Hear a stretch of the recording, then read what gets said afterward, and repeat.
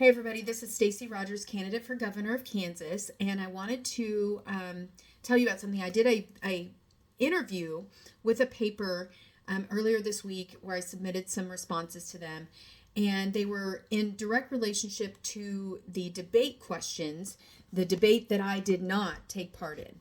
And so these are my responses. We're going to go question by question, but I'll do one video for one question. So if you want to see all the answers to the questions that I answered, I will record a new video for each one so they don't go too long. So the first question was about property taxes.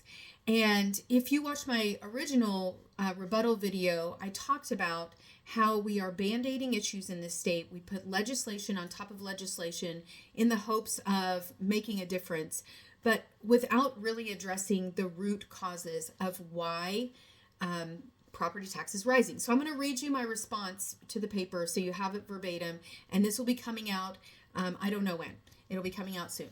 So it says, this amendment does not address the underlying issues of why property taxes are rising. Now, this is specifically about the capping of the 3% at 3% in valuations each year. So these are band-aids to the larger issue. The increase in demands from the state in the form of unfunded mandates that require counties to pay for services with no help from the state and very little flexibility in how those can be provided leaves counties with no other option than to raise taxes. While these services are absolutely required, such as public health, emergency services, jail and court system, elections, mental health services, and roads and bridges, it puts an unfair pressure on the counties to find the funds needed to provide those services. One way to provide tax relief to the cities and counties would be the return of LATVR, which in simpler terms is the tax on alcohol and tobacco. That was taken away in 2003 and was promised to be returned every year. It was voted down every year to not return it to the cities and counties, and it now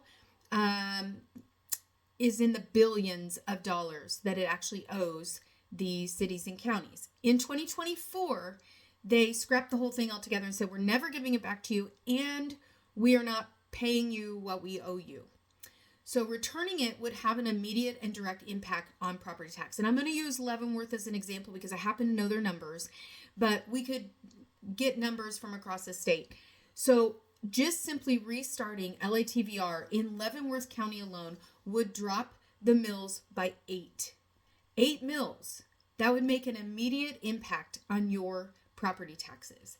So when we talk about getting to the root causes of issues, that's what I'm going to be addressing. How I'm going to be looking at problems. Why are property taxes rising? Now, that's just one reason, one answer. There's lots of others, lots of other contributing factors. And so when we are looking at do counties need to cut their budgets a little bit? Probably. We all need to take a closer look at our budgets. We all need to be looking at them and saying, is this what we need to be spending our money on, or is there a better use for it? Absolutely. Cities need to do the same thing. There is no doubt about that. But I will tell you, in talking with a lot of cities around the state, towns that are struggling to make their basic budget, this may not be the issue. It is really a lack of money coming in, and while property taxes are rising, the condition of the properties isn't necessarily getting better. And in fact, when we address property tax this way, you are penalized for making improvements to your property by higher taxes. So we need to be looking at a different way, a different out-of-the-box way to address this. And one of those ways has been proposed. It's a constitutional amendment. It's not ready to be presented, to my knowledge. They needed to go back and work on some math. But it would be a surcharge on discretionary purchases. Now, this would not affect things like utilities and daycare and food and medications, things that would adversely affect either lower income or fixed income residents of the state. This would be on discretionary spending. And so when we're looking, and there would be a cap to it. So it wouldn't be on the full amount. It would be capped at a certain dollar, and you would pay a surcharge on that amount. So For example, let's pretend the cap was $20. That surcharge might be $1.60. So if you bought a $30,000 car, $1.60 would be added to that bill. It would certainly not break the bank for that purchase. And so that's one example. That's not the exact math, so don't hold me to that. But that is the kind of out-of-box thinking that we need to be doing in order to actually address the issues of people being taxed out of their homes versus being able to stay in their homes. And businesses are the same way. As a business owner, we are being taxed out of business. There's no other way to say it. Insurance costs as well contribute heavily to why businesses are not able to stay in business or have to raise prices exponentially.